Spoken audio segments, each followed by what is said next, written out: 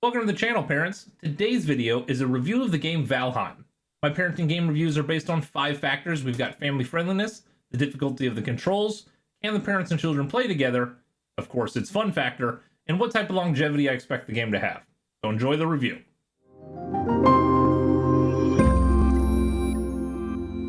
Valheim is an open-world survival game based on Norse mythology.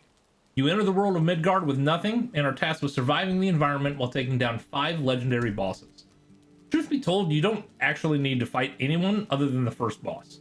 Each level seed is unique and offers you ample opportunity to explore the different biomes and build epic Viking towns. Once the first boss is defeated, you can treat the game more like a Viking version of Minecraft if you're into the sandbox genre, or RPG it and take down the 4 other legendary bosses. Valheim is a game that can easily turn minutes into hours and leave you smiling, wanting for more. For family friendliness, I give Valheim a 3 out of 5. The characters have a cartoon quality, but you're still in a survival situation, which means fighting enemies. The fighting alone isn't what brings Valheim down to a 3.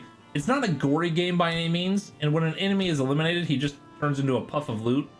What brings Valheim down is the fact that you'll find yourself in situations where you've got to eliminate creatures like deer and wild boars to harvest them for food or for leather. Valheim is a survival game at its core, and the environmental dynamics play really well into that. It's just, depending on a kid's age or sensitivity, it might be difficult to understand the context for that type of behavior, killing what could be perceived as an innocent animal. I have a 5 and a 6-year-old, and this isn't a game that I'm ready to let them play, but I'd happily play with them if they were, say, 13 years or older. For control difficulty, Valheim gets a 3 out of 5. The sole reason for this is because it's only available on PC, which means your only input options are mouse and keyboard. This may change at a later date, but for now, if you're not a seasoned PC gamer, you'll have some adjusting to do. If you are a PC gamer, then the default keybinds will feel very natural and intuitive. For parent and child play, Valheim gets a 2 out of 5. This is because Valheim is only available on a PC platform. PC gaming is becoming more common, but the vast majority of young gamers do so on a console like a PlayStation or an Xbox. If Valheim's current success continues, I could see a universe where the game is adapted to consoles and available for crossplay. Were that to happen, it would immediately vault to a 5 out of 5.